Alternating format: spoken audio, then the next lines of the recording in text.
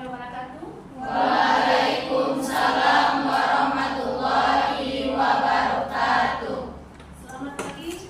Pagi, Ibu. Sehat semuanya? Sehat.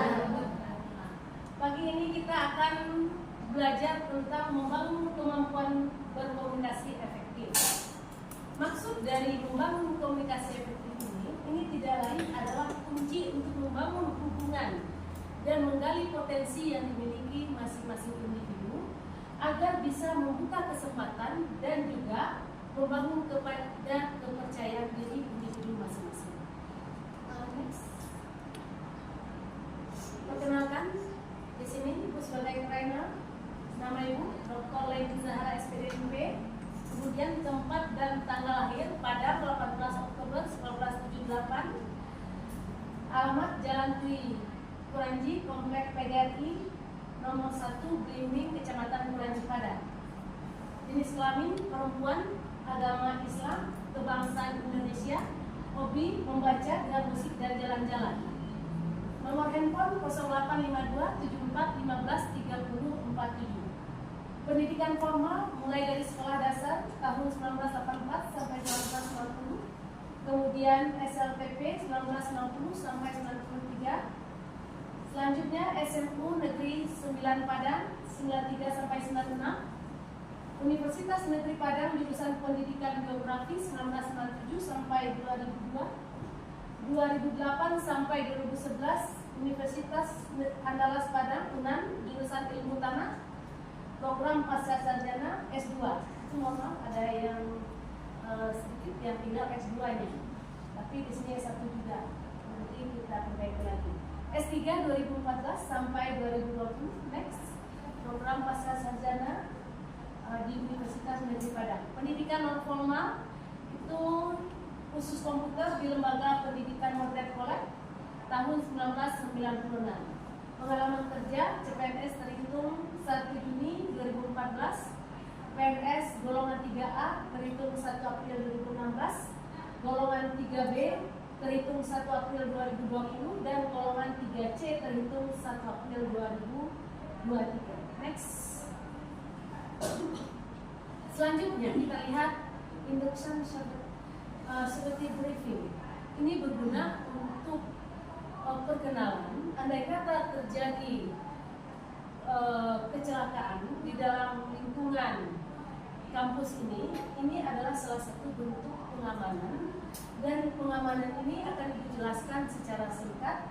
Tentunya andai kata terjadi kebakaran di kampus Bandar Buah, apa langkah yang perlu kita lakukan? Kita lihat di sini. Yang pertama, tetap tenang dan jangan panik. Yang kedua, sebelum api membesar, segera lakukan pemadaman dengan menggunakan apa? Apa itu apa?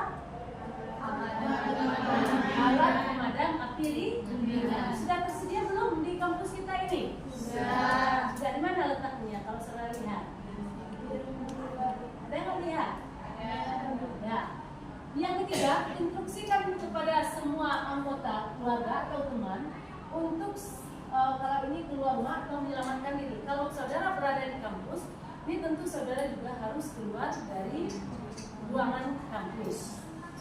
Matikan panel listrik atau gedung. Nah, tentu yang dicari dulu panel listrik itu berupa apa itu? Saklarnya dimatikan terlebih dahulu. Jadi ada kata ada api, jangan apinya yang dimatikan, saklarnya yang terlebih dahulu dimatikan.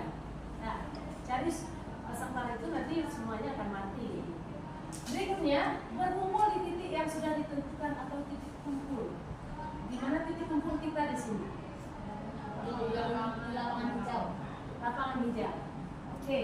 Jika api sudah membesar, segera hubungi petugas pemadam kebakaran.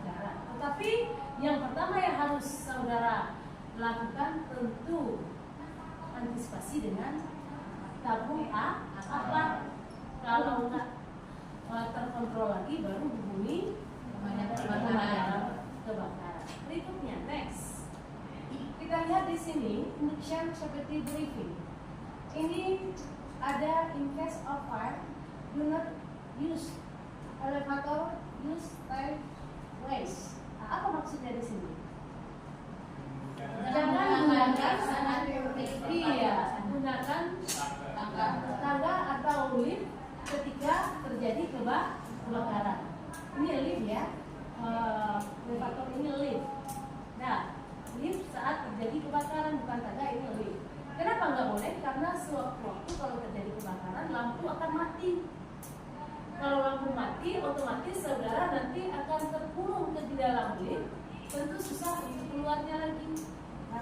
Makanya gunakan tangga. Berikut, next. Untuk emergensi, kalau terjadi kondisi darurat atau bencana, katakanlah gempa bumi, saudara jangan panik, tetapi saudara harus pergi kepada titik kumpul, di mana saudara bisa menyelamatkan diri. Ini maksudnya. Sampai di sini ada pertanyaan? Ada pertanyaan? Next, yang berikut. Ini salah satu bentuk pengamanan selama Anda di kampus. Masuk kepada materi mengenal diri sendiri. Nah, mengenal diri sendiri tentu pribadi yang akan saudara kenal. Yang pertama, identifikasi kekuatan. Apa yang Anda lakukan dengan baik dan apa yang membuat Anda menonjol, itu harus Anda tanyakan kepada diri saudara masing-masing. Katakanlah di sini, apa yang Anda lakukan dengan baik? Nah, coba siapa yang bisa jawab? Khususnya dalam hal pengenalan diri. Silakan. Ada yang bisa jawab? Apakah saudara mengenal diri sendiri? Kenal nggak dengan diri kita sendiri? Hah? Belum kenal? Mulai kecil? Udah berapa tahun ini umurnya semua ini? 19 tahun, besok mau jadi bapak, mau jadi belum kenal juga pada diri sendiri. Gimana nanti kalau bapak jadi kepala rumah tangga ini, nakodanya? Coba saudara, apa yang Anda lakukan dengan baik dan apa yang membuat Anda menonjol? Menonjol itu tentu kelebihan yang Anda miliki. Setiap manusia diciptakan Tuhan ada plus, ada minus, ada sisi positif dan ada sisi negatif. Nah, coba apa yang Anda lakukan dengan baik? Tentunya kalau saya berikan contoh yang pertama, yang saya lakukan dengan baik, saya sebagai seorang dosen, saya mentransferkan ilmu kepada saudara. Tentunya ilmu yang saya berikan ini adalah ilmu yang bermanfaat, Nah, yang berikut, apa yang membuat Anda menonjol yang lebih dari orang lain? Kembali lagi kepada diri kita yang pertama. Contohnya di sini, yang menonjol pada diri saya, alhamdulillah, saya sudah punya keluarga, sudah punya gelar, dan juga sudah punya pekerjaan. Itu salah satu bentuk kekuatan yang kita miliki. Tidak semua orang memiliki keluarga. Katakanlah dia punya gelar, punya jabatan, belum tentu dia punya keluarga. Mana tahu dia nggak kawin-kawin kan? Tentu dia nggak punya keluarga.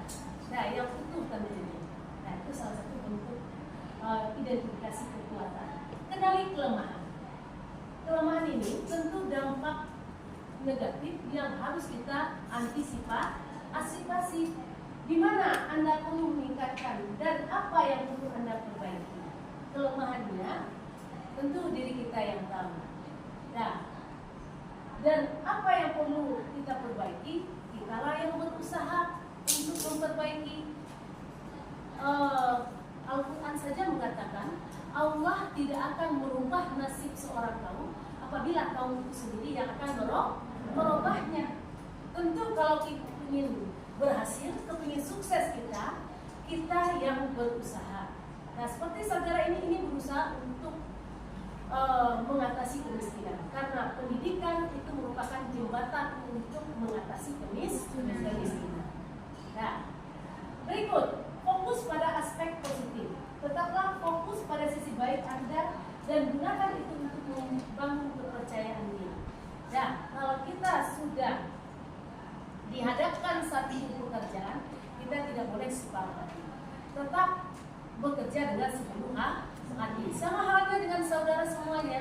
Saudara sudah dipercayakan oleh orang tua saudara untuk kuliah di PGSD, FIUNP ini. Saudara harus sungguh-sungguh bagaimana target saudara 4 tahun harus selesai dengan baik, dengan nilai tentunya yang diharapkan orang tua. Jangankan memuaskan, adalah sangat memuaskan supaya nantinya mudah memasuki dunia kerja. Persaingan ketat. 3,25 itu minimal nilai yang saudara punya. Kalau kurang dari 3,25, mendingan saudara ulangi kembali mata kuliah yang membuat nilai saudara itu katakanlah tidak naik grade. Saya pahami itu? Nah, tiga selalu ada jenis sudah tunda sudah perbaiki nilai saudara. Nah, nanti apa gunanya saudara cepat-cepat wisuda, tapi untuk melamar pekerjaan saudara tidak menjadi prioritas. Next, berlatih mendengarkan dengan seksama. Mendengarkan aktif adalah kunci untuk memahami perspektif tanggapan orang lain. Perhatikan bahasa tubuh, kemudian nada suara dan ekspresi wajah mereka. Yang pertama, tunjukkan minat. Buat kontak mata, angguk kepala, dan gunakan bahasa tubuh yang positif. Gambar di sini, bisa saudara lihat semuanya? Ini adalah gambar waktu pertemuan ibu dengan kepala dinas Padang Panjang membicarakan masalah mahasiswa yang mau PLK di Padang Panjang dalam rangka kerjasama kampus UNP dengan dinas Provinsi Padang Panjang. Di sini dalam hal berbicara tentu kita harus katakanlah ada kontak mata dengan orang. Ada pula orang kan dia bicara dia main HP pula tuh. Dia bicara juga dengan HP. Apakah itu sopan itu? Atau memalingkan wajah, bicara sambil memalingkan wajah. Orang bicara di depan kita malingkan wajah. Apakah itu yang dimaksud di sini? Tidak. Tetapi adalah face to face.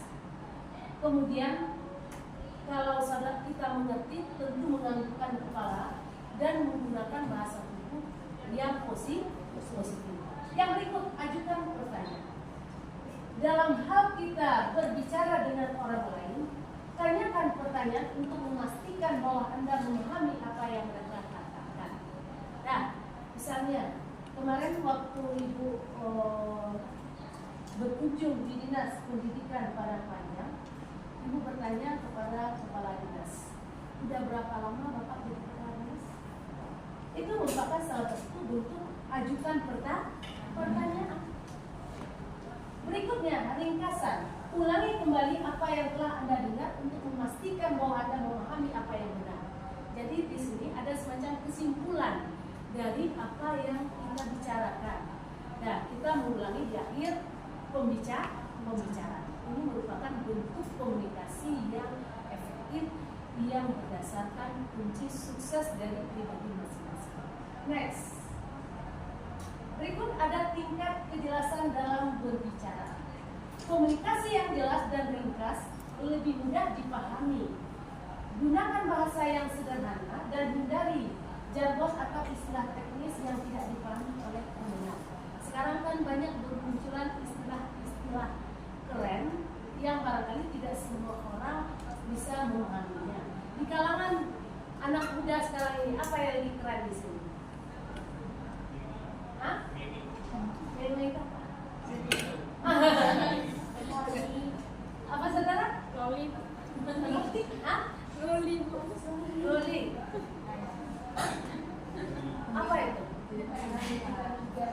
Hah? Anaknya Nikita Mirzani. Ya, itu harus kita kurangi. Berikut, untuk kejelasan dalam berbicara ini, kita lihat apakah kita berbicara dalam suatu organisasi. Kemudian kalau kita berbicara dalam organisasi ataupun dengan pribadi, ini kita harus pandai-pandai menempatkan kepada siapa kita berbicara. Tentu di sini kita memilih kata-kata yang tepat untuk kepada lawan bicara kita. Berikut bahasa tubuh. kalau kita lihat di sini bahasa tubuh juga sangat mempengaruhi bagaimana kepribadian seseorang. Tadi orang berbicara, kita mempalingkan wajah, ini salah satu bentuk bahasa tubuh. Itu merupakan karakter yang tidak baik di dalam suatu komunikasi. Next, bersikaplah empati. Sekarang kita lihat, berempati berarti memahami bagaimana perasaan orang lain. Berikutnya, cobalah untuk melihat dunia dari sudut pandang mereka. Empati di sini merasakan apa yang dirasakan orang lain dan memasuki perspektif. Perspektif itu tanggapan orang lain. Jadi andai kata di sini walaupun berbeda suku bangsa, tetapi dia tetap merasa satu jiwanya bersama. Simpati. Kalau simpati, kasihan terhadap orang lain. Dan juga untuk simpati ini kita menawarkan dukungan terhadap orang lain. Jelas perbedaan antara empati dengan simpati? Jelas perbedaannya? Next. Untuk berbicara secara efektif, apalagi nanti saudara barangkali mencoba untuk menjadi MC, saudara harus berlatih terlebih dahulu. Berlatih di depan cermin, tentunya berlatih bahasa tubuh dan ekspresi wajah Anda. Ya, ada pula orang berbicara wajahnya masam, saya kecil minang kan? Nah, mengamuk, saya kecil minang. Apakah itu boleh? Apalagi kita berhadapan dengan suatu organisasi, kita sebagai MC di sini. Tentunya wajah yang kita lihat adalah wajah fresh, wajah yang ceria, yang tidak ada beban sama sekali. Kan ada pula orang berbicara wajahnya penuh beban. Ini akan mempengaruhi bentuk interaksi tentunya dari seseorang. Berlatih dengan teman, mintalah umpan balik yang jujur dan konstruktif. Konstruktif ini berarti membangun kembali apa yang sudah kita ungkapkan. Kita minta kepada teman agar teman itu bisa mengungkapkan apa kelemahan, kekurangan dari apa yang sudah kita lakukan. Berikut ikut khusus komunikasi. Tingkatkan keterampilan Anda dengan bimbingan profesional. Sekarang sudah ada banyak media online yang berperan khusus komunikasi di sini. Walaupun saudara tidak pergi ke suatu tempat, saudara akan dibimbing untuk menjadi MC yang baik. Tentunya untuk menjadi MC yang baik, di sini yang pertama adalah keberanian, rasa percaya diri. Nah, kita mau jadi MC, tapi lihat orang saja kita udah takut, tidak percaya diri. Nah, gimana kita bisa berkomunikasi dengan baik? Bagaimana kita bisa membangun komunikasi? Next. Untuk umpan balik tadi, kita meminta kepada teman yang bersifat konstruktif, tentu kita harus refleksi diri kita dulu. Luangkan waktu memikirkan apa yang telah kita pelajari, apa Anda pelajari di sini. Jangan takut untuk menerima umpan balik, baik yang positif ataupun negatif. Gunakan umpan balik untuk meningkatkan kemampuan komunikasi. Nah, jadi apapun yang dikatakan oleh orang lain itu kita bersifat relax di sini. Jangan tegak, jangan marah kita. Andai kata ada teman kita mengkritik dari apa yang kita tampilkan ataupun ucapkan, anggaplah yang dijelaskan atau yang disebutkan oleh orang lain itu sebagai motivasi untuk merubah diri kita. Kejelekan yang diungkapkan oleh orang lain itu sebagai motivasi. Diskusikan umpan balik dengan orang yang memberikannya. Nah, diskusikan, kalau kita ketahui diskusi ini adalah jalan untuk mencapai kesepakatan. Kalau kita sudah berdiskusi, tentu ada solusi yang bisa kita terima dari orang lain dan juga diri kita sendiri. Berikut implementasi, terapkan perubahan yang diperlukan untuk meningkatkan komunikasi Anda. Jadi di dalam komunikasi yang efektif, kita harus menerapkan adanya perubahan. Perubahan yang dimaksud di sini adalah perubahan ke arah yang lebih baik. Karena tadi ada refleksi, ada diskusi, lalu nanti tentunya ada inovasi. Next, tetap semangat. Nah, berkomunikasi secara efektif membutuhkan dedikasi antusiasme. Jangan menyerah, teruslah berlatih dan tingkatkan kemampuan Anda. Tetapi jangan lupa saudara harus bersabar, kemudian fokus pada tujuan karena tujuan merupakan arah yang akan dicapai, dan rayakan keberhasilan setiap ada kemajuan. Saudara nanti akan merayakan keberhasilan tentunya di wisuda. Next, terima kasih. Assalamualaikum warahmatullahi wabarakatuh.